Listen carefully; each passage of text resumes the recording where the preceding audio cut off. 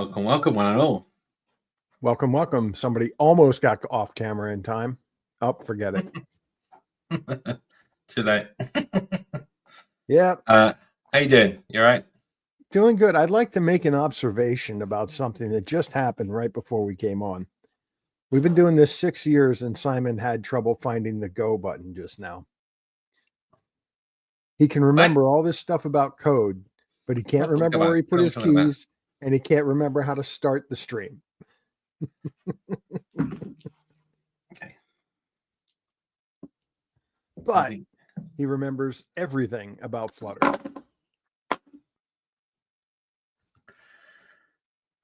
So how in the world have you been? Not too bad. Apart from sorry, my headset's messing up. This is happening. All right, not a problem. What is it? Well, let's see here. First of all, Randall is kind of on vacation. So that's pretty cool. He's having fun right now in Tijuana and has abandoned us to do this stream by ourselves. Tijuana? Yep. He is down in Mexico, having himself a good old time, I hope. His last time in Mexico was not so wonderful. Indeed. At least it didn't involve the police. I want to be clear about that. It may not have been wonderful, but it did not involve the police. Involved a hip being broken, I think. Yep, that's exactly what it is. He got hurt. Anyway, I will be marking the questions today. I do have, for myself, I have a 1 hour hard stop. A lot of things going on here. We have a holiday tomorrow, and you may be hearing some noise in the background. We have a lot of baking going on behind me here. So there is that. Testing 1, 2, 3. Simon, can you hear me? I'll tell you what, while Simon fights with that, we're going to bring on a couple of folks, and you all probably know Matt. Hey everyone, I am Matthew. I am been a Flutter developer since 2018, yeah, I'm fascinated in all things Flutter, and particularly like the intersection of Flutter and like the physical world, so creating embedded devices, things like that. That fascinates me. So super excited about all that. I am also celebrating the big holiday tomorrow that you referenced, Scott. There's also a fair amount of cooking going on in my house, in addition to cleaning, which I will be participating in later today because I am a good husband. Only if you like sleeping inside the house. Yeah, exactly. It's like any sofa can become a sofa bed if you tell your wife you're not helping with the cleaning. Yep. That's exciting. So yeah, going well, man. Going well. Yeah. So you were talking about working on embedded devices. So you're talking about like Raspberry Pi, Mango Pi, RISC-V chips in general. Not done a lot with RISC-V. Most of what I've done is Raspberry Pi, and I was talking before the show. I discovered you can basically give GPIO pins to any Android device if you just plug in an Arduino. It just works. You get a serial connection. Yeah. It's pretty fantastic. So, working on some cleaner solutions past that that Simon has suggested to me. But that's kind of where I'm at with that at the moment. Sounds good. Okay, we've got one more. Raf. See, I'm always bugging Raf to get on the stream. Yeah. Hi guys. So did we move it? Aim on that a little bit more, Raf, and you'll be like, poking your nose up. You can hear me, I assume. We can hear you. Good. Okay. We're just busy. It's not your turn. Hopefully, you won't have any echoes or anything. But I'm not getting anything. Good. You're good. Fingers crossed. So, Raf, what have you been doing? What have I been doing? I've been on conference for Flutter conference in Tokyo. Can you hear me? Tokyo. Yeah. All right. Very cool. What is that? The Flutter Ninjas or? That's the other conference. There's Okay. another one like for Japanese-speaking audience, and the Flutter Ninjas is more like English-speaking. Okay, so does that mean you presented in Japanese? I didn't present. I just went to the conference. Oh, you just attended. Oh, okay, I thought you said you were presenting. Sorry. Okay. Maybe next time. I'm so jealous, Raph. I've always wanted to visit Japan. Tokyo is 100% on my bucket list. I'm actually envious. I was in Mexico earlier this year, and Cozumel was beautiful, and we saw the Mayan ruins of Tulum, and it's beautiful down there. So awesome sauce. Nice. Very cool. So Matthew, if you would like to go there, I will share the link. And there was there's another conference like Flutter Ninjas in 2025, and you can now submit your talk and come. That's it. Submit, talk about making stuff with Flutter on embedded devices. That would be amazing. Yeah, I could get like a little presentation together. I wonder if I could get work to pay me to fly to Japan. I'm guessing not, but that would be awesome. That would be awesome. I think they sponsor the ticket. So well, if you know what? If you get accepted, then if you get Japan, then just arrange to do talks at GDGs in like Sydney and Melbourne and Hawaii, Auckland. Around. Just do the Tour de Matthew. Yeah. So everywhere that I want to go on my bucket list, I'll just do a Flutter talk at that location and see if I can con work to pay me to go there. That would be either that, or maybe Google will give the GDGs the funding, because once you're on that side of the world, it becomes a lot easier to bounce around. Okay, that's fair. You just have to get there, and I have to get a good enough talk. That's the other thing. So for sure. But I can tell you from experience, a lot of times you get about $1,000 in stipend, and then you're on the hook for the rest. Not anymore. Depends where you're coming from and if they want you that bad. Yeah. Anyway, do we miss the intro? Did I miss the intro? We haven't done the intro yet. I've just we've been talking about we haven't done the official one because you've got control of those slides. Well, so do you. It's open. He hid them. Be nice, be respectful, be constructive. By the way, this isn't the intro. Don't post anything that's adult content, rude or offensive, and otherwise against common sense. Don't advertise or promote anything. We all need jobs. Do not spam, which is post the same question over and over and over again. Every time you ask a question, I put it on the bottom of the list. I don't care if you were next, you're going back to the bottom. Harassment of any kind is not tolerated. Failing this, you'll be blocked from this chat, and we will share your name around to everybody we know, the owners of Discord, the owners of Slack, the owners of your grocery store. We're going to tell everybody. And lastly, make sure to have a good time. Indeed, have a good time. We can do this bit, but my name's Sam Light for Flutter Community Leader, CTO at Dave Angels London. You can follow me on Twitter at Dave Angels London, and I'm also on Blue Sky at DaveAngels.London, and you can also get us on Mastodon on Simon at FlutterCommunity.social. There you go. Why not throw them all out there? Very cool. I am Scott Stahl. I am also a community leader for Flutter. I am additionally a GDG organizer, and I can be found on Blue Sky at scottstahl.bsky.social. And Twitter, I am pretty much phasing out of, and I refuse to call it by the other name. And I guess we're going to have substitutes for the next two. And these guys already introduced themselves. We're not actually joined. Yeah, we'll switch back. We're not actually joined by Randall this week. He's, as I said, he's on holiday. And so you got the four of us instead.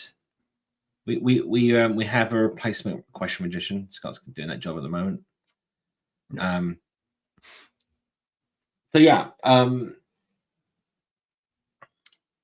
So you're using so you're talking about the embedded stuff, Matthew, right?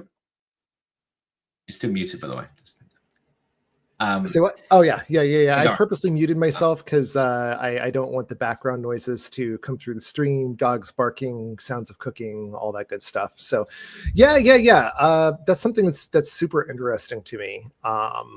I've been playing around with some stuff with connecting and using the Flame engine in conjunction with that. I honestly, I don't know. I think that there are a lot of really creative ways that we can use Flutter that people don't normally think about. Like when people think Flutter, they think iOS, Android app. That's what they think of. And to be fair, it's very good at that. And that's a really good thing to think about. But there's a lot of other ways to use it that are super creative that I don't necessarily think people consider. And so I'd like to do more exploration in that and, kind of, dig into that a bit. It's really quite interesting. The world, like the world of just like small computers that are running Android is huge, and then like you can run Flutter on those, but you can equally run Flutter on an embedded device if you do a custom, obviously better host. But yeah, like digital signage, things like that you have in bars and pubs and everywhere like that, all that can be running and is running Android. That can be all those animations can be built with Flutter. Yeah. So it's interesting because I consider myself part artist. That's the thing. And like, I think, there's a lot of things that I think about building and people are like, dude, that could just be a phone app. And you're right. It could just be a phone app. But I feel like as we have moved, and this is coming from me, I was a child of the 90s. So, there's like a whole thing that comes with that. But we've lost the idea of things as we've digitized more and more stuff. And there's nothing wrong with that. But at the same time, there was something magical about the time of being able to have something in your pocket, like a Tamagotchi, for example, or, like those were fun, right? Or the idea of physical things. And I think, there's still a market for that. It's like people thought that cell phones were going to kill portable consoles. And that's just not the truth. That never happened because people still like buttons. People still like holding a thing in their hands and building an emotional attachment with that thing. And so I think that, the question that is constantly in my mind is how can we push it and be creative beyond just like, okay, I got an app that runs on my phone, And so, yeah, you're right, Simon, like digital signage, that's a huge one. There's like all kinds of cool stuff that can be done there. And that's a particular interest and passion of mine. And I'm not going to proclaim to be an expert on it. I'm not. I am very much in the early stages of going down this road of like figuring out what can we do with Flutter that is beyond what people expect. But at the same time, it's been a fun journey so far, and I'm really enjoying it. Nice. Very cool. It's funny you talk about physical things and people still like buttons. The guy above you right now is a perfect example of that. What's that new toy you just got? And I don't. Do you have a Commodore 64 there as well? Yeah. No, I don't have them to hand here. No, I got one of the analog pockets. It's like a Game Boy, the modern Game Boy sort of replacement. They also picked up 2 retro consoles that are remakes of the original that have basically HDMI out. They will play all the original game cartridges and all the original hardware based with FPGAs, so you get a good experience basically. And it's interesting because when we talk about stuff like that, it is easy for people to be like, oh, it's just nostalgia. Oh, you're looking for things from your childhood, like for like a better time. And I'm not going to lie, there's some of that. Like I learned to code on a Commodore 64, like the idea of being able to plug in a Commodore and see that big blue screen with like the basic prompt. Yeah, that appeals to me. But I also think there's more to it than that. I also think that if you look outside of tech, for example, there's a reason why vinyl records are popular again. And I think it goes beyond just people saying that they sound better. I think people like being able to say, I own this piece of art. It's this thing that is mine. And I can, yeah. There's the other side of this, right? I think that you mentioned that there's that side of it. Equally, Blu-rays are becoming really, really popular again. And the reason why is people want to own the media. They don't want to be able to told, we don't have the streaming rights for this anymore. You can't stream it. It's like, but I already bought it. No, you bought the rights to stream it on our platform, right? So it's like, yeah, and it's interesting because we've kind of come full circle, because when streaming first became big and buying digital products first became big, a lot of us that were paying attention were like, this is going to bite everyone in the butt, because your library only exists as long as your service provider says that it exists. And now we're starting to see that. We're starting to see, oh, we're sunsetting the service, you can't access it anymore. And it's like, but I paid $60 for this, right? And I think, when you look at things like game preservation, for example, and we are so far off the topic of Flutter, and I will draw it back, but like, what's game preservation going to look like in another 30 years? did you hear about this recently? There's a landslide victory. I can't believe that. Like, so a retro archiving website got taken down, and they got taken to court about archiving all these retro games. Basically, that they're not maintained. They're not the hell. The people aren't even alive. It's the game publishers that own the rights still. They're like, we want you to take this down. And the thing is, it's like, what we don't have in the digital space is what you have in the media space, right? So there's authors, their books become public domain after I can't remember how many years. It's like Disney lost, what was it, their copyright over the very first Mickey Mouse character, whatever it was. Yeah, like 30 years or something. You muted that. The original Steamboat Willie. Yeah. That's one. Yeah. Then that's public domain now, right? So anyone can put that on like t-shirts and stuff and blah blah blah blah blah. You say the same things like the works of Shakespeare and everything. That's all like, that's public domain, right? Like anyone can do anything they want with those. You just don't get that with digital media. Right? The company was bought by someone, the rights are owned by someone. And how can you learn? How can people learn from all this, from what's happened in the past, right? Or be able to have that in an archive, be able to utilize it and not be lost to time. 100%. And I think that that kind of goes to like the value of like making your art open source and Creative Commons, is because things like that happen, and it's never going to happen with big corporate, for example. But speaking of open source, I do want to call out an open source project that people might not be aware about that I am super excited about. In my quest of like creating things that traverse between art and technology, I do a lot of things with CAD. I design stuff for 3D printing, laser cutting and stuff. And FreeCAD just hit its 1.0 release, and it's very, very good. So if you are interested in any computer-aided design stuff, CAD stuff, whatever, definitely go download the 1.0 of FreeCAD. Still a bit of a learning curve if you're used to something like Fusion 360 or SolidWorks. It's worth getting over it, because we finally have a really good contender for good CAD software in the open source space. And my hope is that it becomes as popular as like WordPress has become. Maybe not the dumpster fire that WordPress became, but like it becomes as popular as WordPress became, because we need Blender is a better example. It becomes as popular as Blender has become, because we need something like that in the CAD space, and we haven't had it until now. And so that's a super exciting thing. And since Flutter's open source, I figured I would call out another open source. That was really good. I'm looking at it now. I mean, I was just thinking there's been several times I wanted to do various bits of CAD things and not found an open one, and I believe I've not seen this before. So yeah, this would be really, really good. Yeah, they came the long way since the last version. Oh, the jump between like .22 to 1 is I have noticed that if you look at the very bottom, they've actually got like sponsors.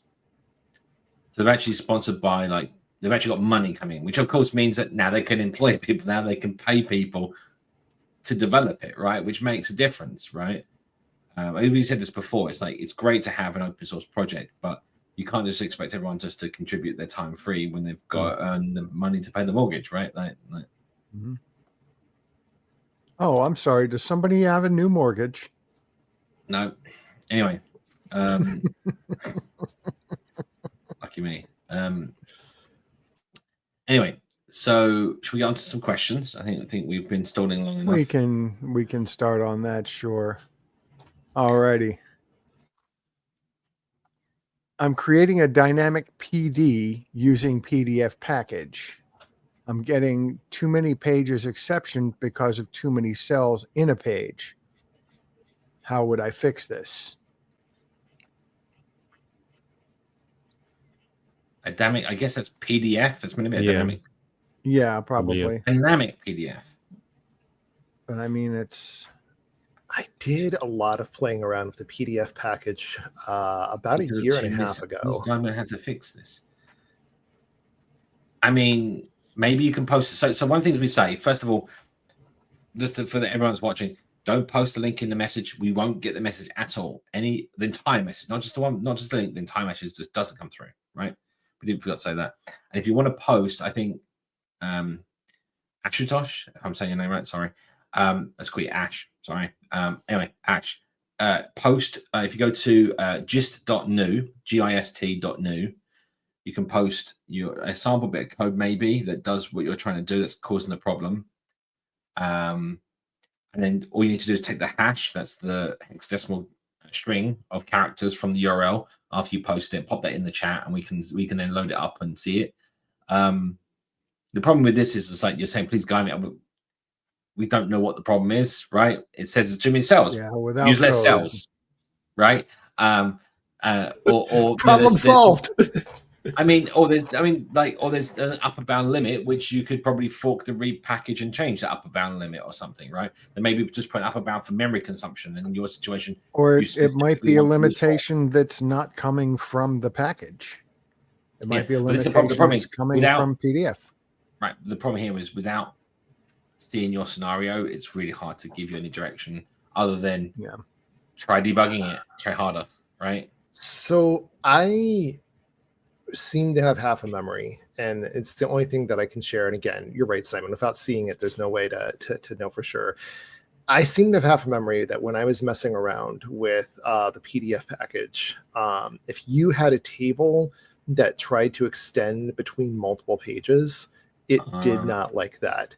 Like it got super grumpy, and I can't say for sure that that's the case here or that that's still the problem with that package because I haven't used it in over a year at this point.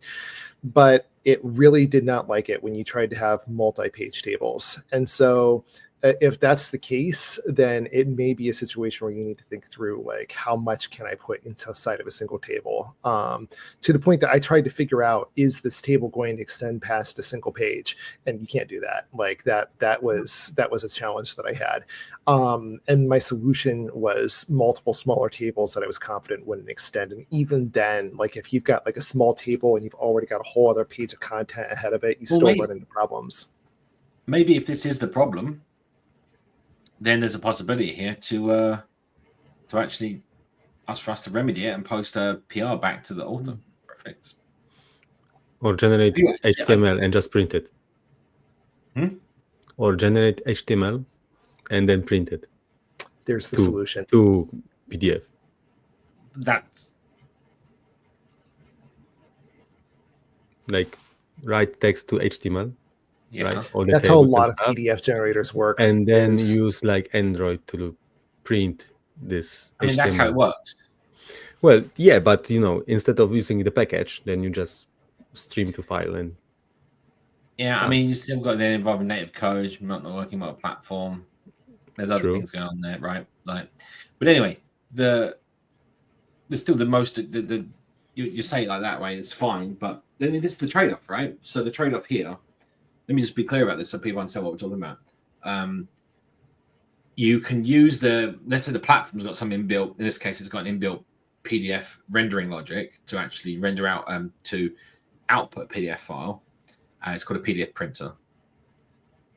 You could take advantage of the native platform thing, but now it's only going to be available on that one platform, right? Only available on Android. Now you have to find a solution that's available on iOS, on web. Yeah. So no Android, no iOS. So even on web, I mean, you can actually do it on web. You can tell it just to print the page and then tell the user, select the PDF and the list of printers or whatever, right? Not great, but there's, to be honest, this is the thing, right? Like it's a workaround, right? But I was doing something similar because like I was trying to create a PDF dynamically based off the content of a headless CMS. And then you would like update the CMS and then the PDF would update in real time. So I feel your pain. I've been there. Yeah.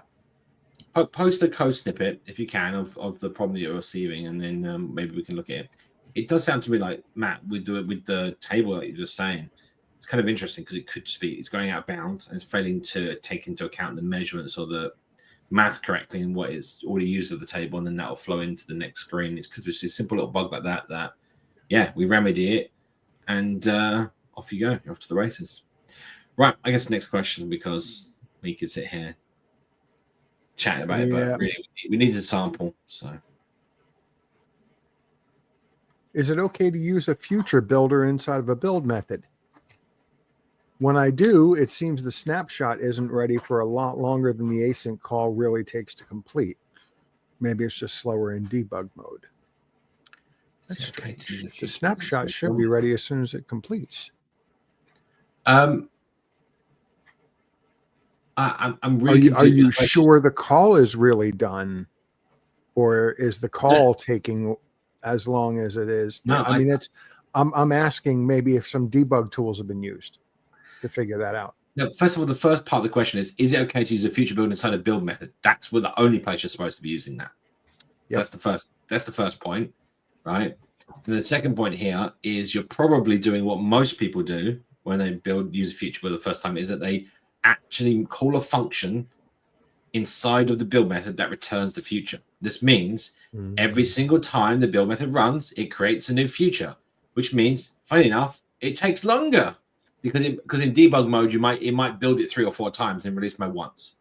So you're seeing it take longer, but actually it's not taking longer. You're just doing it multiple times. So make sure that you get those functions out of there. Yeah, call your async function inside your init state or something like that. Store the future in a variable in your state class, and then use that variable inside your future builder. I've always said there's one thing that future builder needs, and that's like a create function, like provider.create or something like that, where you can just provide it a function, and the first time it initializes the widget, that's when it calls the future. It would make things a lot easier. I'm ashamed to admit I've done that, Simon. It took me. I'm ashamed to admit I've done that, Simon. We've all done it. I remember doing that. Well, right? one quick thing, okay? Because one thing I was going to point out is, are you sure you only want to run this once for the entire life that the user is on that screen? You can or also the entire life that that state exists, because, well, Simon, you might want to put it not in, basically just make it a method outside of the init and then have that method called once per frame. Well, the future builder would call it on rebuild. Yes, but that's what we're saying we don't want to do. We're saying how to avoid doing that. So let's say, but anyway, let's say you press a button, Will, and you want it to run it again. You're doing set state, setting the future variable to a new call of that function, right? So future var equals my function brackets, right? And then that will get the result from that. Another thing you can do, which is another nice thing to do, is you can make a completer, like a final completer. Well, depends on how you want it, but you can do a completer and actually use the completer's future in the future builder. And then you can just set it at asynchronous at any point. But yeah. But yeah, that's yep. Just make sure you only want to call it once for the life of that, and then shove it in its state. Let's see here. Next. Any news on the progress of macros? I have a library I'm working on that needs code generation, so I would love to do it with macros. So first of all, we need clarification. We don't work with Google. That's the first thing. So make sure we clarify that point, because we always seem to have people seem to forget that. So macros in experimental mode, and you can go use it right now if you want to. There you go. And one other thing that is hooked right into this, or it's 2 questions, basically the same. We don't work for Google. We do not have answers on what the teams are doing. Hold on. So data classes are effectively records. Mm-hmm. So you can do a record and give an alias, and you basically made yourself a little data class in one line. So FYI, that works. They automatically are equitable and have hash code that matches all the elements, all that kind of stuff. So That's your data class solution. Some types, I mean, there's no reason why you couldn't do that with extensions, right? I don't know. But yeah, if there's any language stuff, so we'll actually mention that here, that there is a place that most people are not probably familiar with. Let me just bring this up on Google's. Language funnel. Huh? Language funnel. Yep. He knows. The man knows. He knows his stuff. So this comes up. It loads. Come on. There you go. So this is the Dartlang official language transfer. This is all the features of the Dartlang that are going through processing. So wildcard variables, null aware elements, static meta programming, which is macros, by the way. It's the other name for it. And then in here, you can see what they're actually doing, how they're doing it, what they're kind of wanting from it. And then links to all the code that they're going in, and any sort of discussions around it, and how you can demo it and see what problems other people are having, right? So if you want to contribute or like look at all the latest features and what's been worked on and see what's been recently added, well, then here you go. This is it. I'll pop a link in the chat if anyone else is interested. There you go.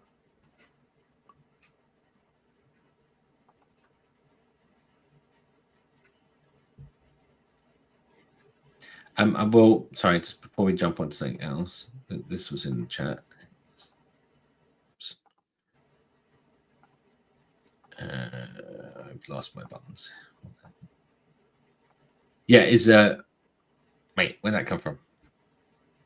That wasn't what I was clicking on. No, that was it. There is an alternative. There's an alternative freemium PDF package made by Sync Fusion, right? Yeah, I mean, there's the problem, right? So first of all, it's not what you think.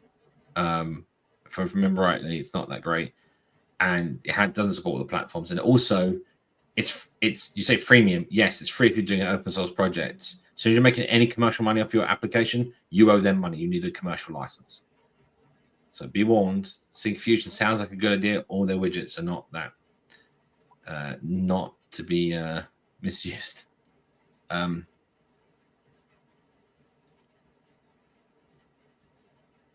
Cool. Where are we going?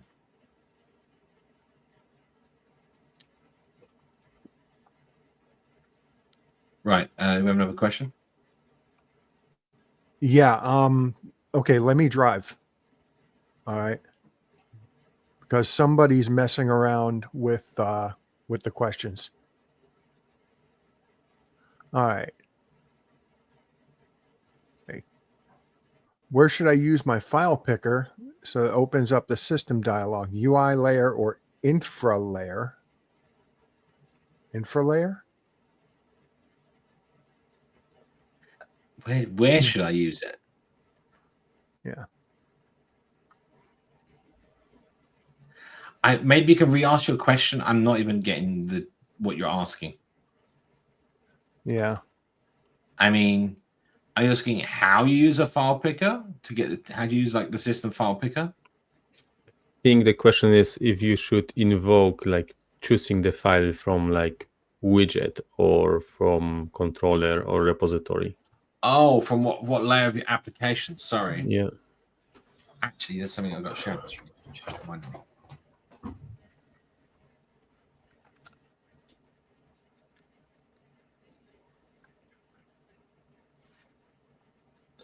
I think that's going to depend on your architecture, isn't it? And what paradigm you're using.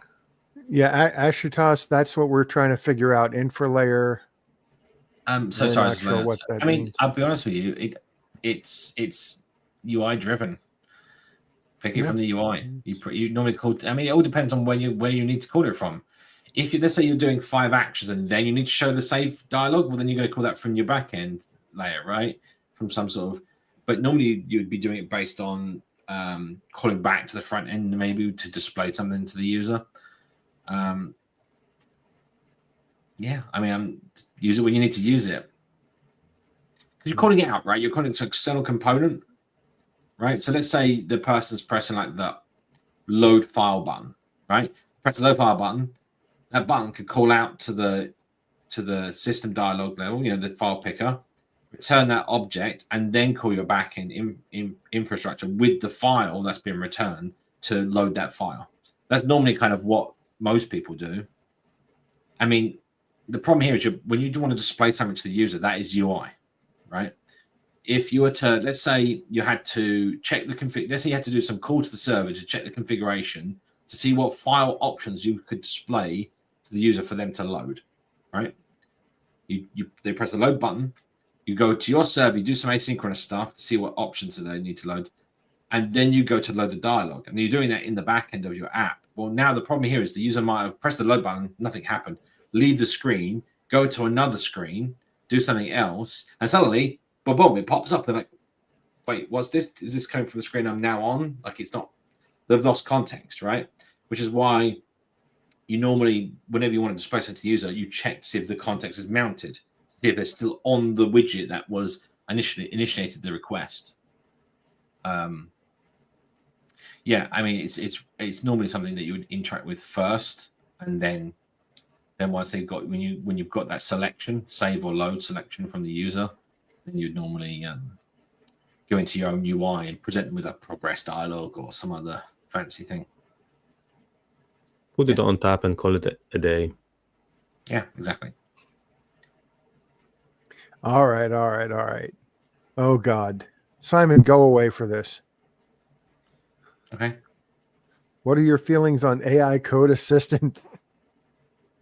I've tried Codium, but not really impressed. Any personal experiences? Is I this have one big earlier? opinions. I don't need them. I always ask Simon, and he knows.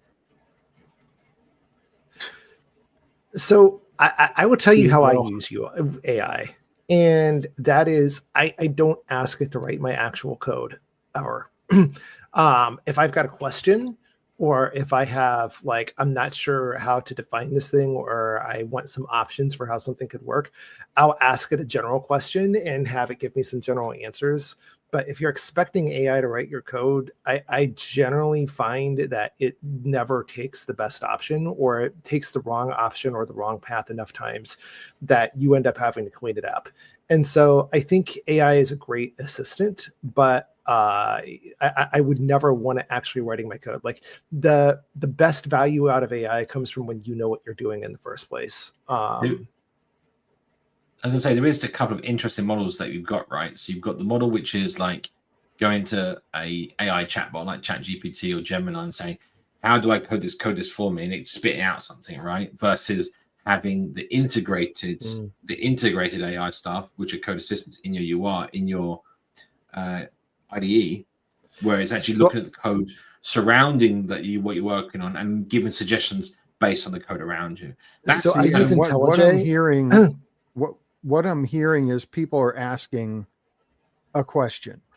Okay, that's really, really vague because it's all in how you ask the question. I've had really good results, but I'll tell you right now, if you want good results, your question needs to be a minimum of 4 paragraphs of description. Okay, the more specific you are, the more likely you are to get good results. As a friend of mine once told me, okay, if you look at your girlfriend and say, bring me a drink, and she puts down a glass of motor oil, you say thank you. Because if you wanted better results, your dumb butt should have asked a better question.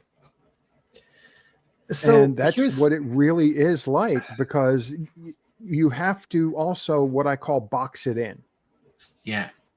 Saying that certain things are not acceptable, et cetera, et cetera. But if you are very specific, 3 to 5 paragraphs, really, because the more context you give it, the better a result you're going to get.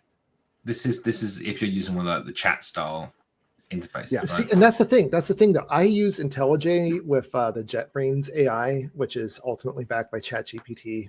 So it's the same thing. And it has both options. I can either open up the chat box on the side and just talk to it, or I can have it integrated within like the code editor. Never use the integrated thing ever.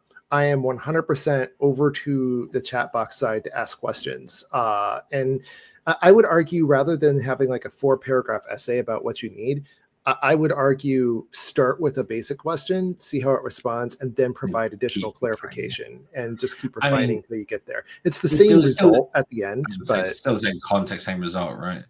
I think there's there's two things. I mean, my experience with these have been like, I say this, I've said this before, like AI is authoritatively wrong, right? It will say, you should do it like this. This is the best way to do it, blah. And then that code doesn't even compile, right?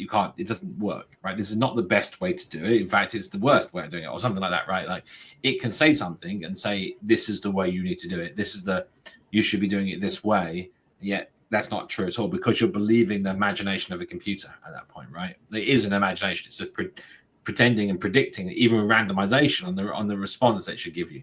So it's like, well, choose what you're going to get. So I think for me, I think and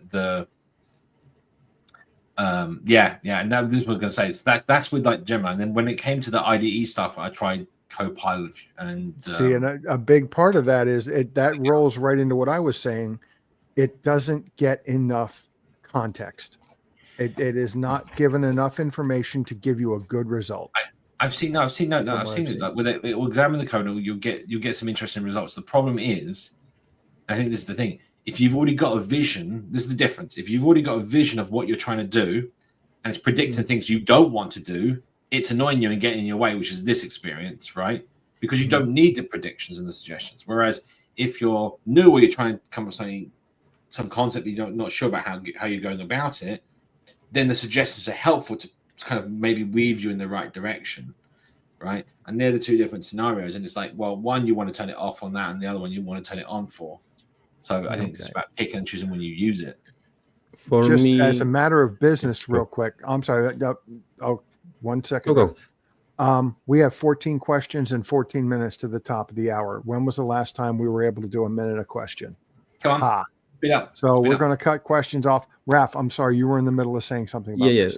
Just quick to add to AI. So for me, I tried Copilot, and Copilot worked for me the best when I have like a big code base and I wanted to write tests, and it basically scanned my previous tests, so he knew how and what I want to do. So that was right. The so best you gave for Copilot. Enough information to go off of.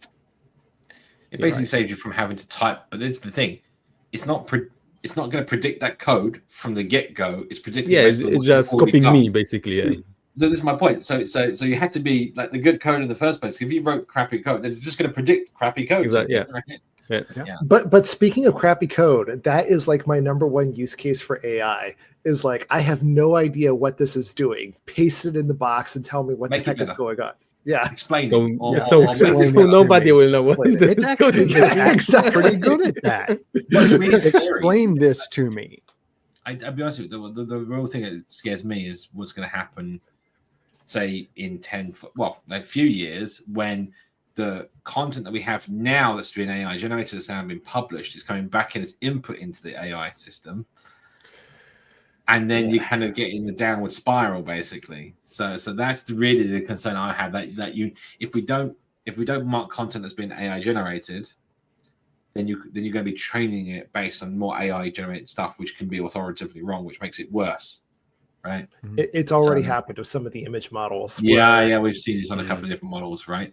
I think that this is the concerning point, right? Like it's great as long as you train on the right data, right? You're on a roll today, Will. Yes.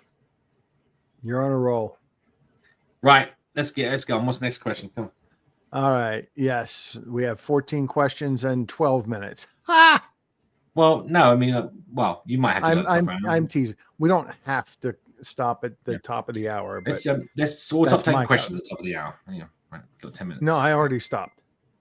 Right, still got 10 minutes. I am very much into UI development using Flutter, but I also want to excel in backend stuff. How should I proceed? What backend? Honey, you should ask. Where are those roadmaps at? Yeah, I mean, like, it's interesting that the roadmap stuff is very much it's very focused, I much just guess. like a general tutorial kind of put this up. So this is kind of like Flutter developer roadmap. It kind of takes you through all the various things, what you should be looking at next after you look at this thing, and then you should look at this, and so on. So it gives you kind of a flow and a direction to kind of learn. It's not particularly directed at back-end development. No. There is, I'll put this link in the chat so people have got that roadmap. Okay. And there's that one as well. I mean, I'd say when it comes to back-end, the real thing here is See, that's my weakness. Don't really have any direct resources. I mean, like, you need to learn about HTTP, you need to learn about the protocols, you need to learn about networking.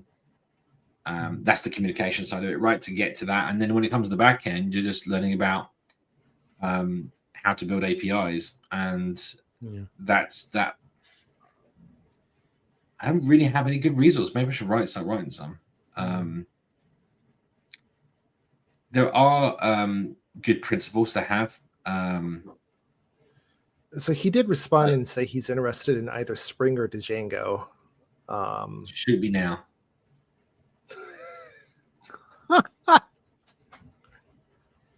So Spring is dead, so don't use Spring.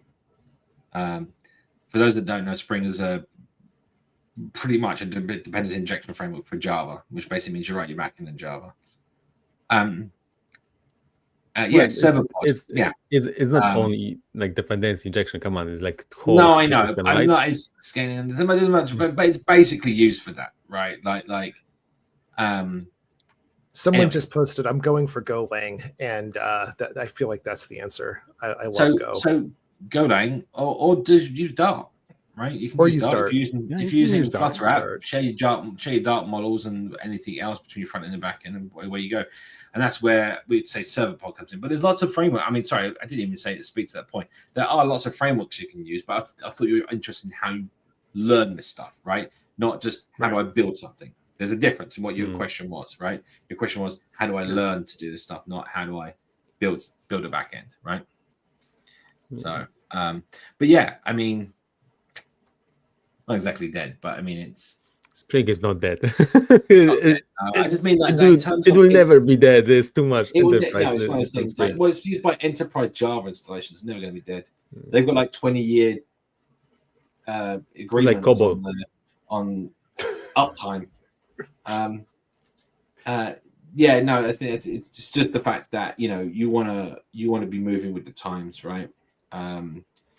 I don't know, Ralph. My second programming language was COBOL after BASIC, and I kind of wish I would have just stopped there because I could rake in the bank if I would have stayed. Oh my God! I'd hate my life. Yeah, but I every could be COBOL dev I know a number of COBOL devs, and they all say they hate the language so much they want nothing to do with it. Oh, it's terrible. Even with all the it's money. terrible.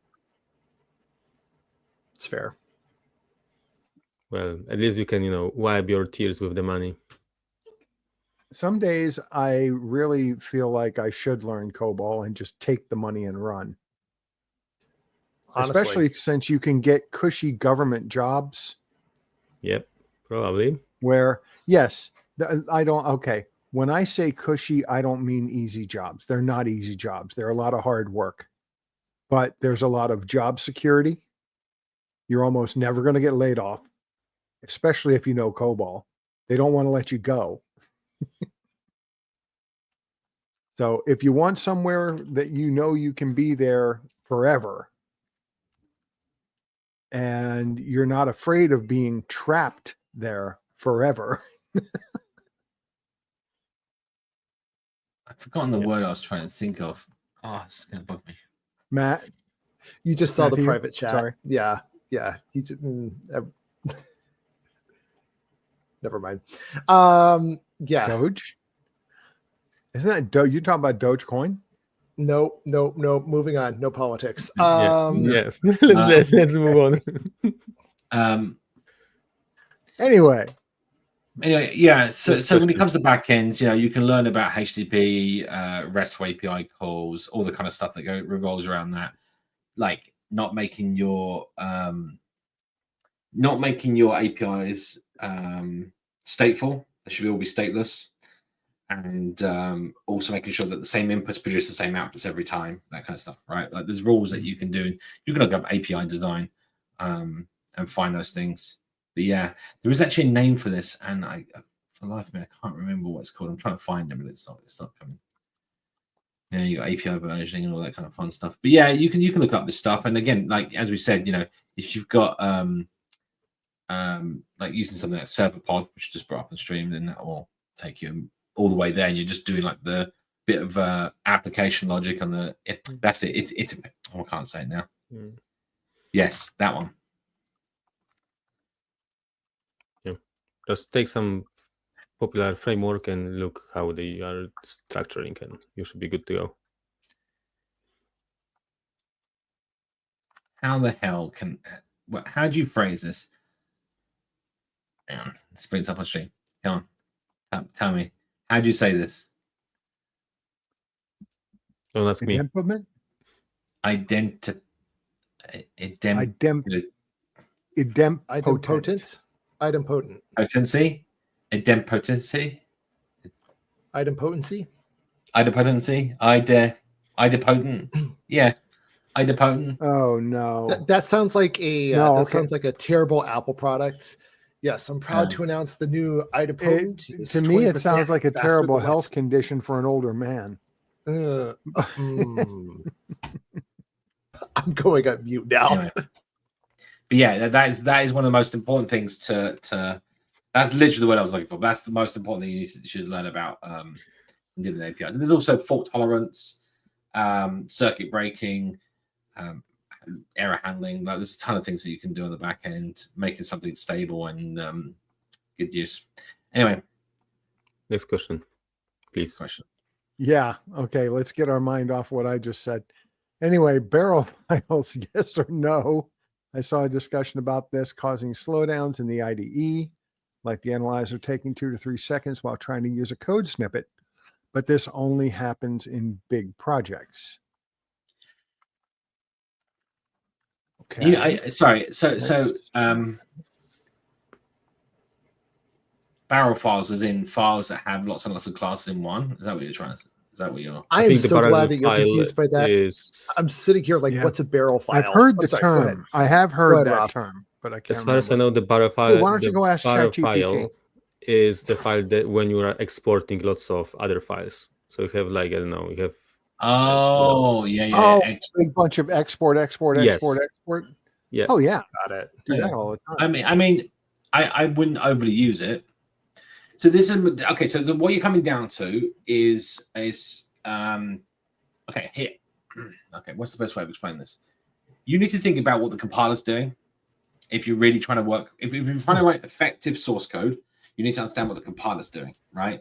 And that sounds more difficult than it actually is, but it's all around the fact that it reads the characters from your file, right? It reads the text from your file, and it goes, oh, CONST. Oh, that's a keyword. That's called const. That does this thing, right? And it literally reads it's scan parsing, and it will literally read. There's many different parsing ways. Anyway, the point is, it will read the document and your source code and apply whatever it needs to know if there's an error at this point, and then it will return back. There's an error. The ID then displays the error, right? So here's the thing: imports bringing the entire other file in place of the import line. That's literally how it works, right? Does that for all of those imports at the top. Now, if those imports import other things, guess what it does? Imports those as well. So what you've made is this massive, essentially massive long tree. And it could have been, you can imagine it as being, what you've done with those imports is make one large file of all of the source code from all the other files and the files that those reference. In the fact that that's what it needs to know to be able to pass the file that you're currently in. So by importing something that has exports, bunch of other stuff that's irrelevant, means it now has to load, parse, understand, right? Create the semantic tree for that. And then on top of that, when you then define symbols, then you sort of, what's the word? you're overloading your symbol space. As you know that you can have the same variable names, like only so many times, you can't reuse it. And the same goes for like class names and everything else. You have name collisions, you need to use aliases. By importing all this stuff or exporting a huge amount of stuff from one place and then importing all that, you've now just filled up your symbol space, your potential set of characters and words and terms with all a bunch of other stuff that you're not using in this piece of source code, right? So the two things really are like opposed to using barrel files, right? However, there's probably good reasons to use barrel files. Things like, you know, when you want to treat all the models maybe that are working together in your app as one entity. This is all my models. I'm going to use my models. Then you know those class names are going to be the same. You're not going to reuse those class names anywhere in your project.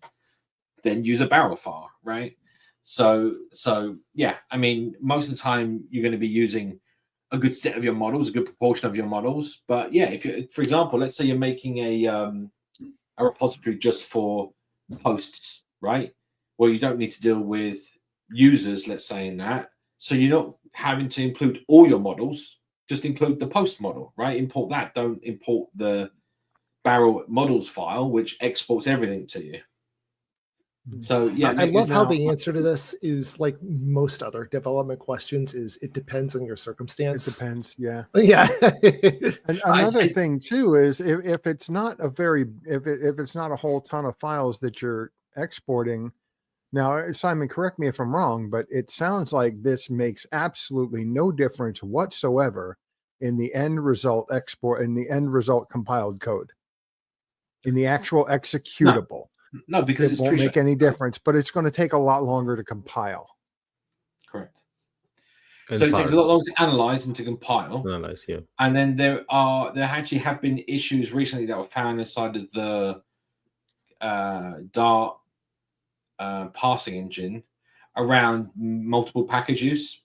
So what we actually do is load the same package multiple times. So this is if you break your project. Just explain this now for most people that don't know.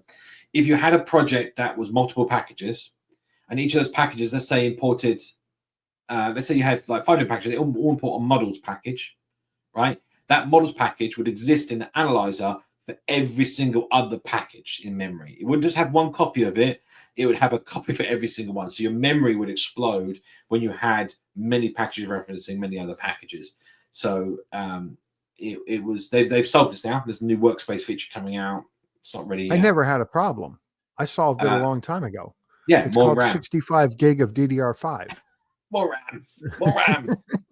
But anyway, the monorepo, yeah. So anyway, monorepos have experienced some of these issues, and they're being resolved. But anyway, the point here is it's very similar in that respect, right? That you're bringing in too much. Be careful. Yeah. All right, moving on. All right, I can stick around for a few more. It's an interesting day here, let me tell you. All right. Wait a minute.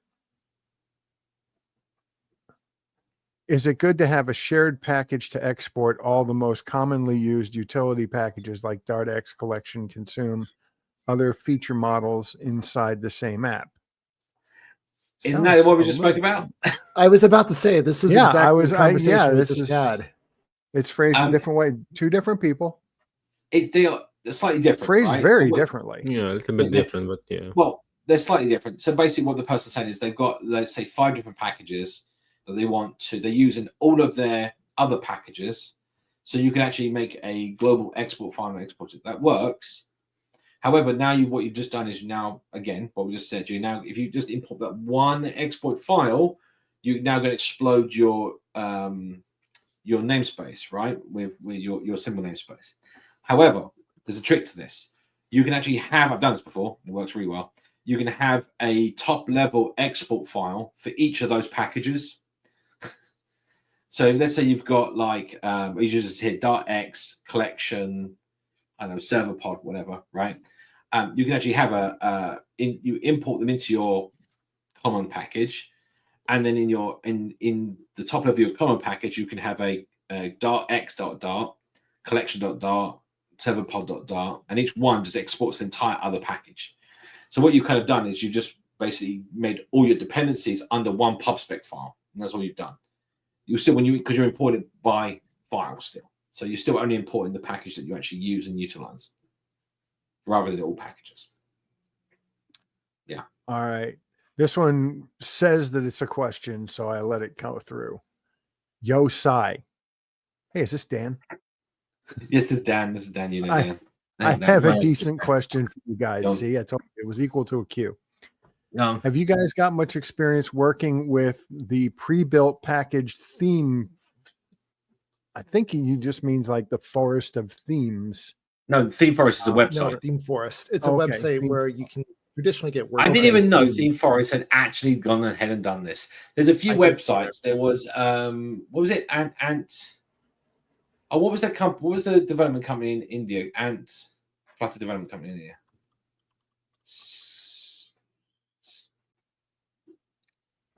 Oh, it's got Snake. Ant. It's got Ant in the name. You know? Oh, come on. God knows this. The name's gone right. Anyway, there's a few websites where what they're doing, they offer templates, this right? Flutter website. app Okay. templates.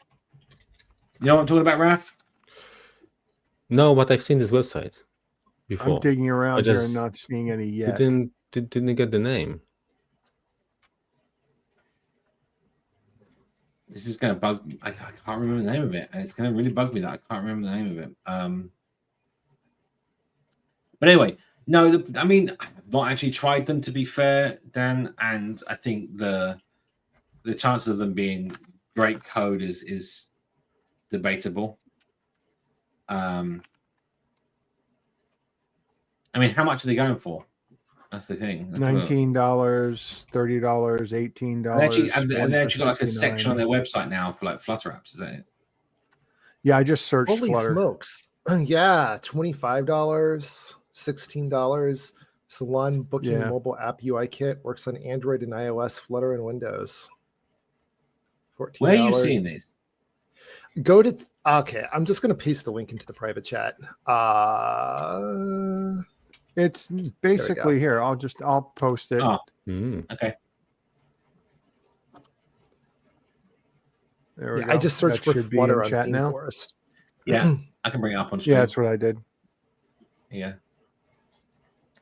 Yeah, that'll do it. Yeah, like that taxi booking app, $25. I mean, the thing question Is everyone familiar with the press X to doubt meme? Because that is what I am doing when I look at this. I am pressing X so hardcore to doubt. This What do is you just mean to saying doubt? it's just Adobe XD, right? I mean, it's a mobile app design, but it's not actually a Flutter code, right? This is normally what they do is they're just the design files, right? In like Adobe Looks like XD it. or Figma or support Android Flutter. I mean, again, they're putting Flutter in as a keyword, right? But it's a perfect Adobe XD. No, These are I've just got design. one. Yeah. I've got one that says that it's providing Flutter code. I Already? just put it in the private chat. Flutter app version available. I mean, that's the one I just loaded up. Oh, Flutter app version available. Yeah, click on that banner. I literally didn't even see that banner. It was right in my face. Flutter app, full app UI toolkit. As an application template. Yeah. Yep. Developed by Flutter. Impressive. Mm. Wow. The Flutter team is such a deal. Oh, no, Use no, a no, giggle. no. It would be funny if they just I mean, took this XD design and used this plugin to Of course, export I'll be honest with you, pages. let's be fair. It could be people who do not have English as a first language. sure. No, They obviously might it's be that, with right? Flutter instead of by Flutter. I know, right? But anyway, I'm looking at this. I'll be honest with you. I'm pretty sure that what they've probably done is they designed this in Figma, and then they use the Figma export tool and go, "Here's your Flutter app." I mean, I haven't looked at it. I'm just guessing, right? And we could go digging up one of these things, I guess, like whatever, right? But Please donate so we can check. Like that would be a great Don't, live coding session. We'll just pay the $25 to download it, and then we'll all go through the source code together live on stream. I'm tempted. I'm seriously like, but yeah, I don't know. I mean, see what they say. I mean, I'm not actually. It does actually say Flutter app version available. A lot of these I'm now looking at, and then they click on it, takes you to there's a separate section. Sorry, I just noticed there's a separate section called where is it? Like, up here. Up there it is. Mobile Flutter UI elements. Ah.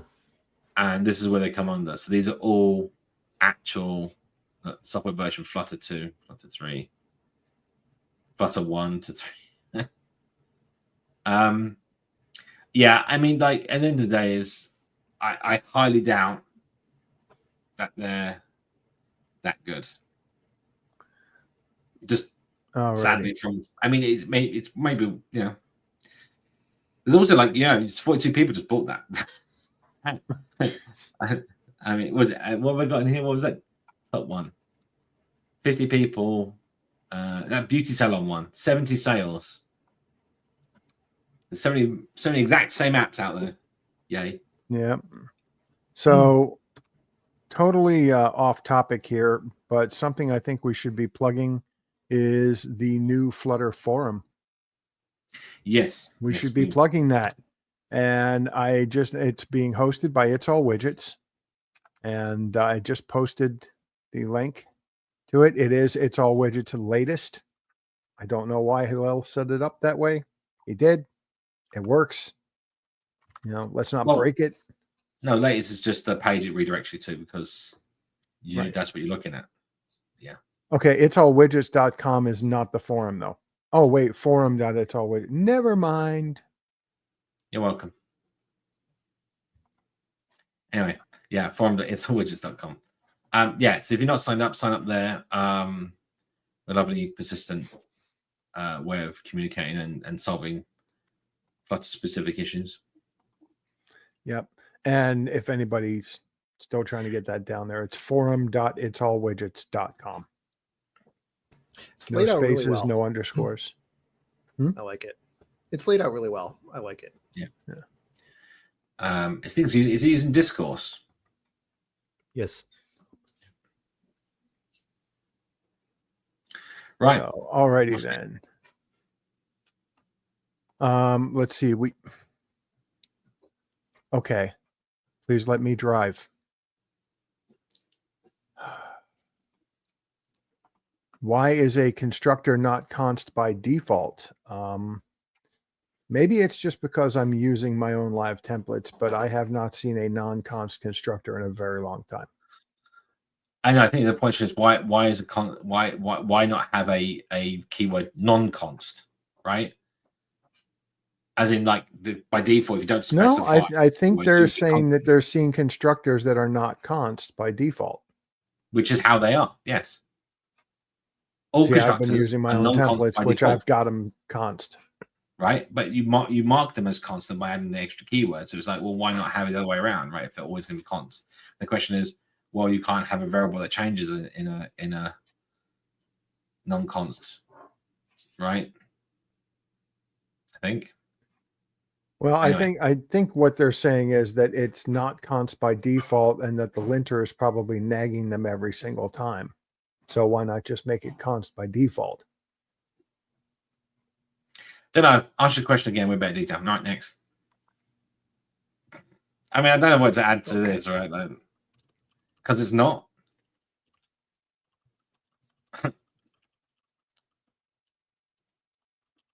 Okay. Let me see here. Too many things going on at once. I have a column with an image and a button. The button color must be the major color in the image. I used a palette generator, but it took 2 to 3 seconds, which doesn't look good. Can you think of any alternative? Well, No, something's going to have to examine that's the way it's going to work. Yeah. So what you need to do is talk about how you're consuming the data in the first place. So let's say the image was, you got the image URL from a database or some request from the server or something like that. Send the palette color with it. Use a palette color in the app. Done. So use the palette generator when you upload the image, when you generate the content, then you store those values and then you immediately display them. This is moving that async. It's still async. You still have to analyze the pixels of the image to get the colors, That's what palette generator does. Why it takes 2 to 3 seconds, let's say. But what you're doing is you're putting that on the front end of the process, not on the every consumer that looks at the image, right? In this case, if you can't do that and you need to do it on the front end, well then fade it in, right? Hide the UI, and once the 2-3 seconds is over, fade in the button and show the UI, make it look nice. Yeah. In other words, cheat. Yeah. You still have to do it. There's no other option, right? What you've just said is I need to get the palette, the major color from an image. Well, you need to examine the image to do that. Right? I don't know if Oh, it's the other cheating. one is It's just don't being examine. efficient. So just be clear, don't examine like a 8 megabyte JPEG image and go, why is it taking 3 seconds? Take a thumbnail, take a smaller image, examine that. Right? It'll be quicker. You'll probably get down to like 100 milliseconds, right? Or less. And people won't even notice that on your UI as it fades in, right? All righty. We got a two-parter here. This is probably going to have to be my last one. With the clean architecture that is used in most Flutter tutorials and articles, et cetera, is that considered MVC? Part 2. If not, what is it, and how other architecture, I think that's architectures, will look like? Is there a reference book to learn these? Don't use clean architecture with Flutter. It is not clean. It is not designed for Flutter. It does not take into account the way that data flows through a Flutter app. Yes. Don't use it. I think the closest thing that's sort of maybe kind of like it is MVVM, but just don't, because Flutter is a reactive paradigm. Those different architectures were not made for reactive paradigms. So you can try to force a Flutter app into one of those structures, but it's not. It's like wearing a shoe that's one size too big. God, I haven't said that in 5 years. I just posted a URL in the chat for an architecture that I really like. It uses Riverpod. It's from Andrea. I've been very successful with it. Are you talking about? I can't remember the names that he's. Yeah, that's the one. That article right there. I have had really, really good luck with this architecture. Yeah, we call it some different things besides domain and application and data. It's very much the like same. Yeah, it's very much like the clean architecture patterns and everything else. Basically, you're just separating your layers. You're separating your concerns here, right? And this is how most apps are made. Like you can call it a repository pattern as well. There's a few different ways of controlling it. But as long as you've got a layered approach to your interactions between your components, that should be good enough. Thank you, Matthew, by the way. You're going to make it all squirrely, right? Sure. I posted a link to that in the chat. Okay, I was just about to. I will say that there's this book that we sort of talked about previous on the stream that just came out. Yes. Flutter Design Patterns and Best Practices by Ezra and Daria and Jamie. Jamie, yes. So, yeah. Sorry about saying your name like it was an afterthought, Jamie. No, I want to make sure it was the name I thought it was. Anyway. Now this book, I'd highly recommend this book. We went through on stream before. There's lots Brian, of great... no, it is not just MVVM. Sorry. It's probably what it's closest to, but that's not what it is. I actually have something to share with everyone. I didn't know that book existed. What's this? Check it out. Ooh. What's this? Is this new Flutter documentation about app architecture? Oh, thank God. So I wonder where that came from. This is currently being worked on. And it is, I'll put a link in the chat. It's currently being worked on. Wrong link. Yeah. That's not that one you put in the Andrea thing again. Yeah, and there you go. That one. There you go. If anyone wants it, it's this page here. You can find it on the left. It's under app architecture.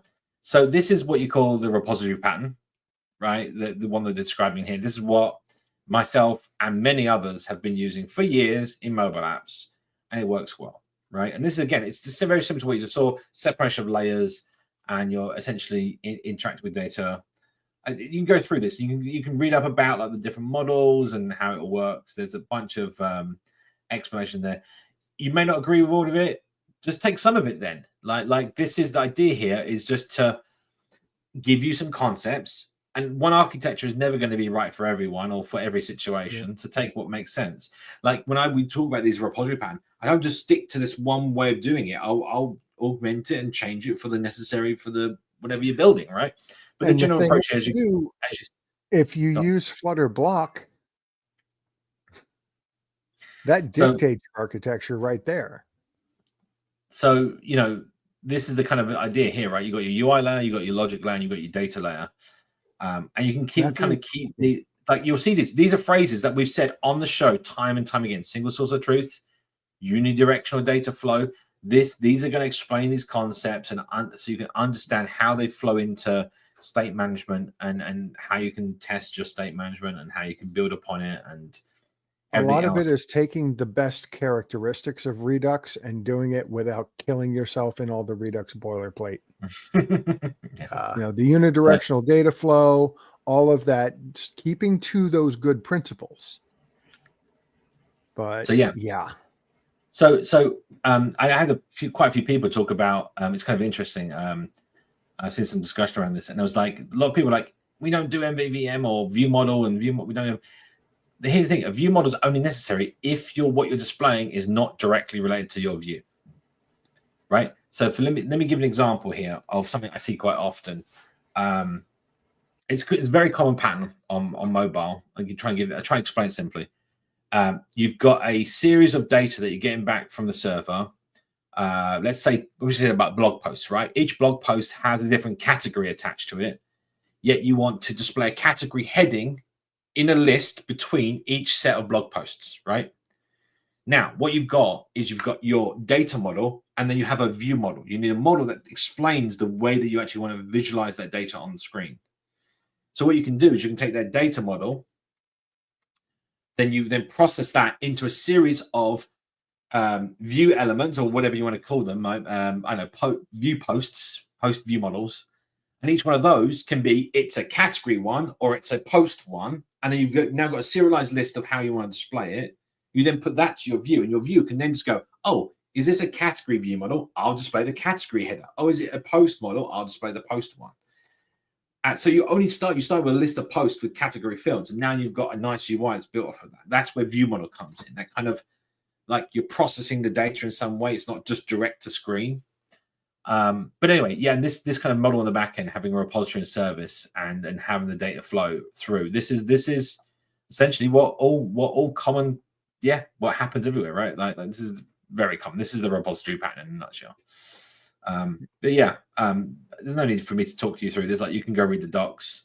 But yeah, this idea of requesting data from a repository and calling in APIs necessary and returning that data and polling for data as required. Just having this kind of separation of service and caching of storage data versus displaying that data, right? Basically. Anyway, cache and retry logic. It's all explained.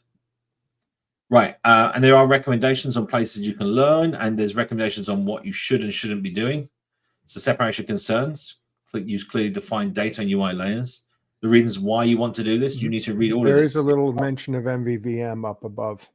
Yeah, if you're not familiar with application architecture, highly recommend you read all this, and what it can bring and how you can do stuff, right? So I won't go into all of this. There's no need, but you can go read through all of this and learn everything you want.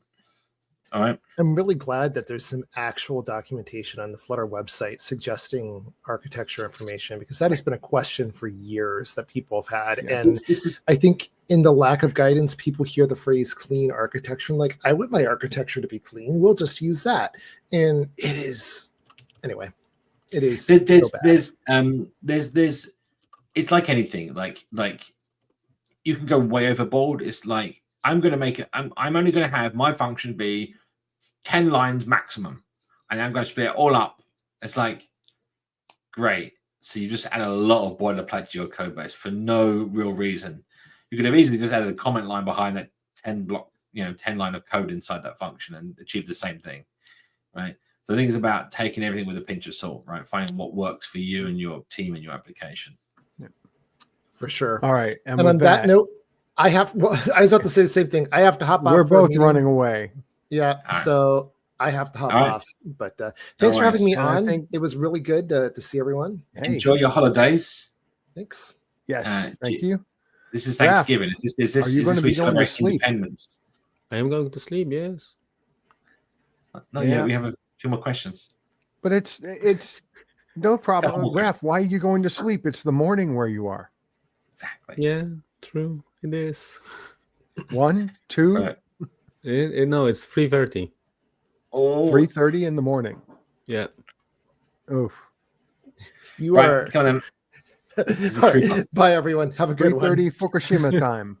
Yeah. Yeah. Have a good one. nice. All Yeah. right. See You Scott. guys Have take a good one. care. Simon, ping me when you're done. All right. Later. See you guys. Cheers. Let's quickly smash through these final questions and then we'll call it a day, everyone. I think. Okay, I can Right. stay for two more. Quick. Wait. Yeah, that's right. Let's go. Where are the final questions here? Comments. Here we go. Yeah, I don't know why I've still got that banner. We're not taking questions here, right? Is the concept generative UI will be popular in the near future? Or is it hard to say? I mean, sure. Here's the thing: is someone needs to know what to build, right? So the fact of the matter is, if you give it some data and say, like, display it like this, and generate some UI code to do that, great. I mean, will it be popular? Well, I can't predict the future. Let's Sounds like it can see be helpful in in certain 5-10 circumstances, years, right? and we'll see. Yeah, exactly. All right, next, let's see what smash is. Only a couple. Union type or function element isn't in the Dart language funnel. However, there is union types in there, and function element is not going to come in anytime soon. That's not something that Dart plans to support.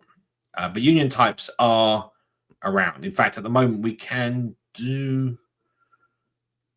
What was it? No, can't we do union types now? What was the ASTs? No.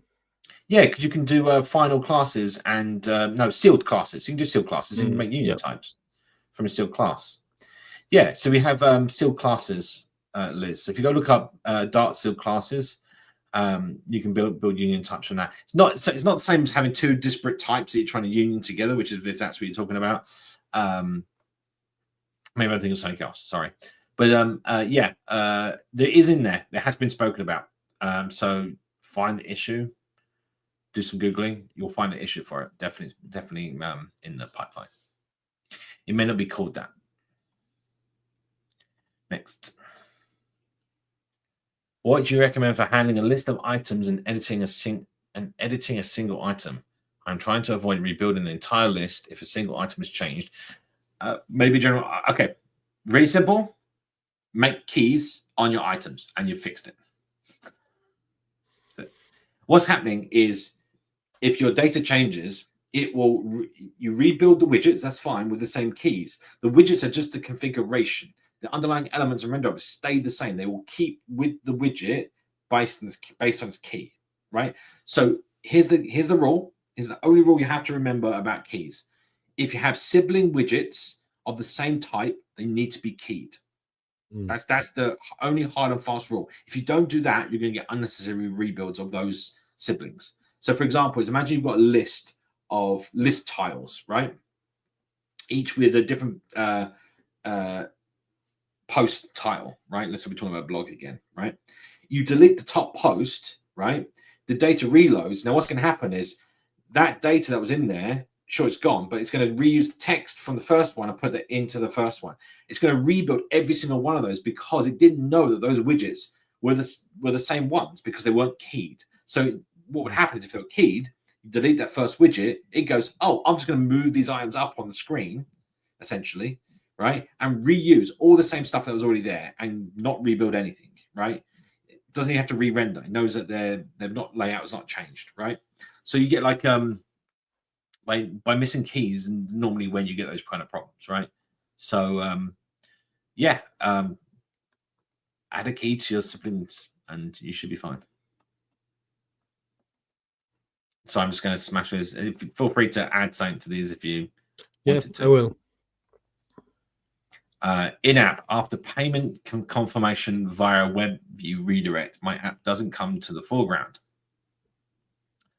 I mean, automatically, users must manually reopen to see update statuses. How to overcome this? I'm pretty sure I spoke to you about this at the Flutter London meetup yesterday. Basically, just to clue people in, so you normally go through payment process. You're doing it in web view because it's all web based. And normally, what you want to do is you have a redirect URL that is like an in-app URL, and so what happens is when the app when the end of the process takes place, that what's supposed to happen is that either the web browser opens up that URL, in which case you can capture inside the web views intercept function for the URL intercept function. You can capture it and then take the token off the URL and go look up with the server or whatever you need to do. However, if that web view redirects to a third-party application, and that third-party application then redirects back, now what's going to happen is that URL is not opening up inside the web view anymore. It's trying to open up in the whole system, right, inside your Android device or your iOS device. This is a problem because you now need to have a deep link associated to that either URL, like HTTP URL, or you need it associated with like a custom schema, right? Now you can do that, but that's just a whole step you have to do. So basically it means that you have to make sure your website's hooked up with the Apple site association data and the asset links data, well-known asset links data for Google Deep Links. And that's just talking about Google and iOS. And then you've got every other platform deep linking. But this is, you're leaving your application. You're going to have this problem. Yeah. Just something you're going to have to deal with, right? There's no magical way of dealing with this on all platforms because each platform does it differently. There is a get out of jail free card on this though. And that is what you can do is have the redirect URL be your website. So what's going to happen is at the end of the process, it launches your website that says, thank you very much for finishing your transaction. You can now return to the app. And you press on that and it closes the window, just the JavaScript close window. Then the person goes back to the application and it shows it's been processed. The way that happens, which is the key, is what happens is the server, when it gets to the end of the process, takes that token off the URL, knows what user account that's for because you put that in the beginning, and then can then send that person a push notification, a data push. So they basically, when they get to that last screen, it sends a push notification, the server that's hosted your website, to the user's phone, and then the app receives it in the background and goes, transaction complete. Good job, guy. Right? And then they hit the close button and they reopen the app up, and the app now knows the updated state saying the transaction has been completed. Right? You can also do something where that final page sets something in the database saying transaction has been done, and when the app, every time you reopen the app up and you're in that, you're waiting for the transaction to be complete, it just checks with the server, right? Says, has it been completed? If you want to force the user back into the application, you can kind of do that. There has been some restrictions around Android, and this is Android specifically. iOS, not too sure about this. So what you could do is you can start from a push notification, you get on a data push you get in the background, you can start a foreground service. That foreground service can then launch a activity, and it has to be within a certain number of seconds, if I remember rightly. And there's some other restrictions around this and how it's been set up. So you really need to read the Android stuff, but it should be that from a data push, you can launch a notification to the launch a full screen notification to the user. This is the same way something like Skype. When you get a phone call on Skype, let's say on your mobile, it's not the phone that's ringing. It's not the cell, right? It's over the internet. They get a push notification to your device, wakes up the app. The app then goes checks to the server for the contact information for the person who's calling you, and then it presents you an activity. Full screen. It's called a full screen intent activity, which says incoming phone call and does its ringing. It's just the application, right? And you can accept it. Now you're in the app, right? And it's the same thing. You can do this, right? But again, it's going to be different on each platform. So the get out of jail free kind of simple one is just tell the user go back to the application, and then the application just checks to see if the transaction is complete when it resumes from the background, and it's a little spinner whilst it's doing it or something, right? Simplest way of doing it. And if they come back and they haven't completed it, it'll check not completed, and then can tell them, "Oh, you should try again." Right? Yeah. Not ideal, but it's the simplest approach. Deep link would be probably like the most like smoothest for the user, I guess. It is the most smoothest for the user. However, it's also really hard to implement. Deep links are not simple. Agree. There's lots of moving parts. You have to test them. You have to validate them. There's a whole bunch of stuff. Yep. So, like me, I've done it a bunch of times, and I still find it difficult each time I do it. So, I agree. Be cautious. There's a lot of gotchas when doing that, right? And then, of course, if you're talking about multiple platforms, you may have to go, oh, if the browser is an Android user, then redirect to the Android URL. If it's a iOS, would go to the iOS one. And if it's like a web one, so say return to app, right? You can use the bailout to say go back to the app. So there's a few different ways of doing it. But yeah, I don't know. There's lots of, hopefully that helps you get there. Right, moving on. Final question. Is there a package for building maps like Google Maps, something graphical representing the building, some graphical representations of building maps, like hospital, big buildings, like where the washroom is and where there is emergency? I mean, yes, you can just display a 3D model inside your Flutter app and move it around. There's plenty of packages that do that. They do the render themselves, and we now got Flutter GPU, which will do the 3D rendering. I'm assuming that's what you're talking about, like some 3D representation of the internals of a building, and you can say go up one level and go left or go right. I mean, most of the time, there's just no point. Most of the time, if you get something like that, it's more about just presenting the user with an image. The simplest approach, right? But yeah, if you want to make it fancy and have animate a building, like 3D building moving around, saying go up here and go to the left, and step 2, go up the stairs. I don't know. Then yeah, you're going to need to render something in 3D, and there's a few different packages. I'm trying to think of them at the moment. I know it's like object model or something. Forget. Yeah, you can load. What is this file? OBJ file? Yeah, there's OBJ like model parser or something like that. There's also like model of 3D model display or something like that, like model viewer plus. There you go. Yeah, model. Yeah, I just googled it. I have no idea. I don't think I've used this one. It's 244 likes 2 months ago. Model viewer plus. There you go. Display 3D model on your app, and it will load. It will render interactive 3D models of GLTF and GLB formats. This widget embeds Google's model viewer web component in a web view to do it.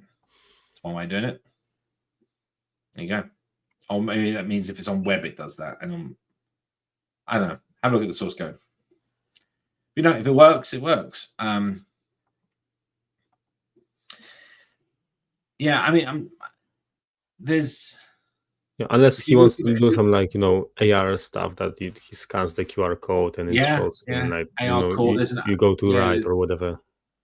There's an AR core package and AR kits package for iOS and Android that you can utilize and do like a camera with an overlay and all that kind of fun stuff. They're all out there. Really depends on what you're doing, right? Yeah. And if you're trying to do maps, then there's Flutter Map. Is it Flutter Map? Flutter Maps? Flutter Map. Flutter Map, that's the one. So Flutter Map is basically Google Maps, but for Flutter. So this is all done with Flutter widgets, right? So these tiles are loaded in, and it's not loading right now. There you go. Yeah. Where am I? In the hills somewhere. How far can I go? It's a science club. I found a science club in Italy. There you go. Is it like Google Map? It looked like OpenStreetMap or something. Yeah, it's like that? OpenStreetMaps. But what I'm trying to say is, like, in terms of how you Mhm. know, if you're trying to do like a Google Maps kind of thing, then yeah. Right. I think that gets to the end of question time.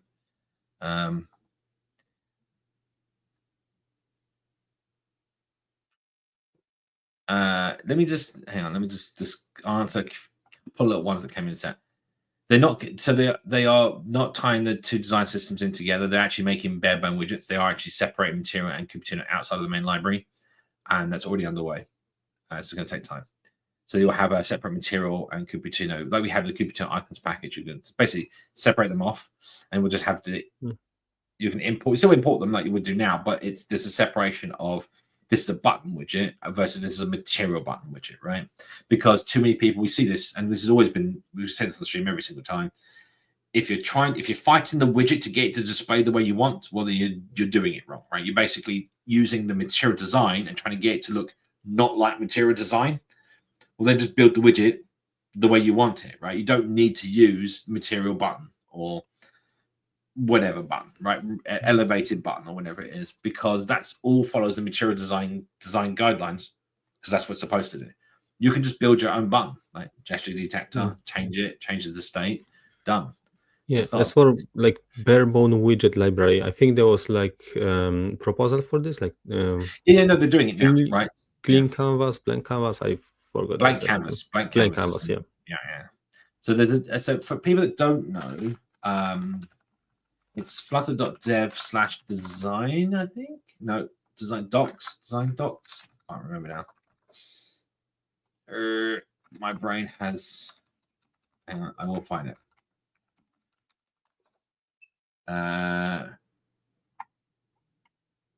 Okay, the one place. They moved them.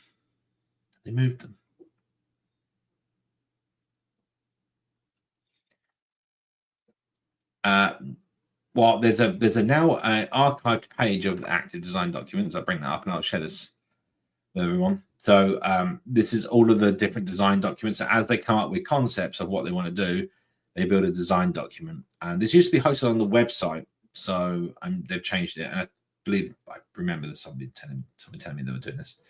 But in here, if we search blank canvas, we think we'll find it. Probably blank. The Flutter blank canvas custom controls. There you go. So what problem is this solving? High quality bespoke branded widget sets in Flutter ecosystem, goals, non-goals, all the different widget sets from different providers, and the inconsistency that you get with like, okay, dialogues which are supported by what ones. So make a sort of a base widget system that everyone can work off of that does the basic stuff, aka button, right? Rather than having like a material button, you can have your customizations on top of that. Anyway, this is. I'll post this in the chat, and you guys can have a fill time reading it if you want to. But yeah, it's already in place, being solved. Are they now web and desktop platforms in the stable? Yeah, they're both in the stable support. I think Mac desktop and web. I believe. I think Mac's in stable now. I think, yeah, I think it even supports Windows is still in beta, I think. I'm not sure. I mean, the thing is, they all need improvements and they all need work. They're going to continue, right? So, but yeah, the fundamentals there. You should build an app. You can build an app with them. Right. I think. Not going to talk about architecture anymore.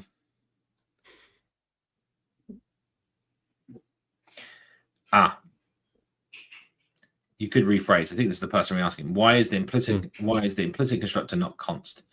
We have to write an empty constructor with a const keyword explicitly now. I see what you're saying. So if you don't specify a constructor, the implicit constructor is not by default const. Yeah, I can see that. It would make different. But the problem here is there's not a non-const keyword, right? So it's quite invisible to say it's the other way around, right? Imagine the other scenario. I'm trying to put a variable in. Why is it saying I can't construct my object? And why is it saying I have to add a constructor to use this object, right?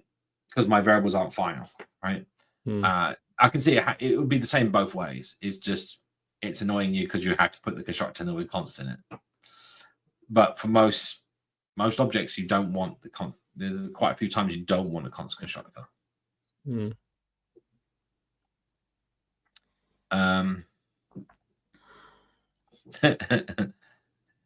Something view model.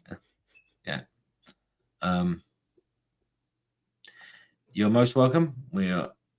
This is why we're here, to hopefully help move the community forward and answer everyone's questions.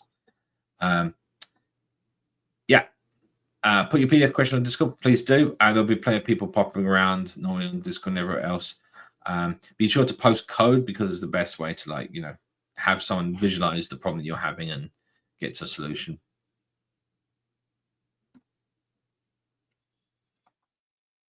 What happens when you place the URL in the browser step by step and navigate to? I typed a URL. I tried to catch it inside the root information button, but no matter what URL it is, and try to catch, but you can't. Basically, is that the problem? And the roof also was always empty. Yeah. So you probably get into a situation where so when you edit the URL, it does in-page history changing.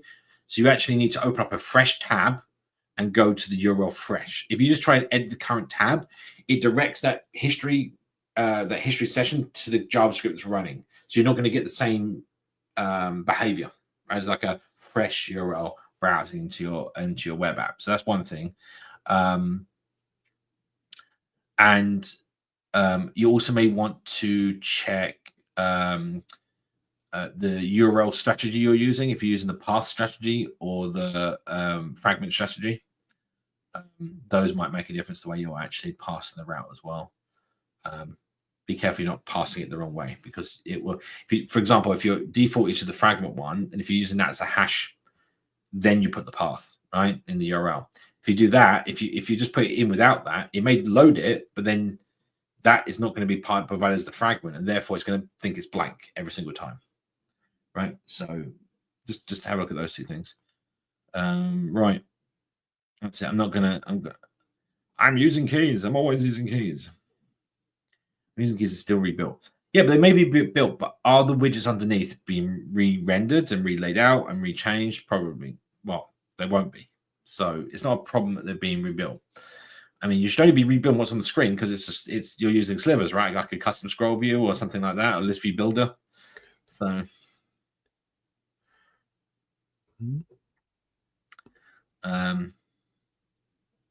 yeah, Mapbox. You've also got Mapbox for maps. And you can actually use Mapbox with Flutter Map as well. Remember that? Yeah. I wasn't just explaining Google, but yeah, you can use anything with it.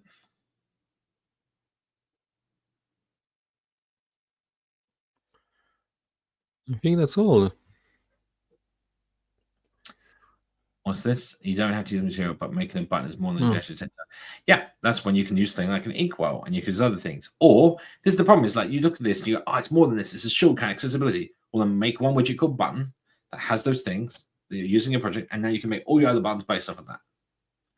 But yeah, that's why they're doing this library, right? To give you this pre-done for you, right? So you're getting the best of both, basically. Right, that's it. That's your lot. Right, we ran out now. Thank you very much for staying around, Raph. And you need to get some sleep, and I need to get on with some work, lucky me. So thank you everyone for coming, and we'll see you same time, same place next week. I think we're going to probably book the time earlier, maybe for the final couple of streams we have this year, so you guys will know when they're occurring. So subscribe, and you'll be notified, and in like and all that jazz and whatever else.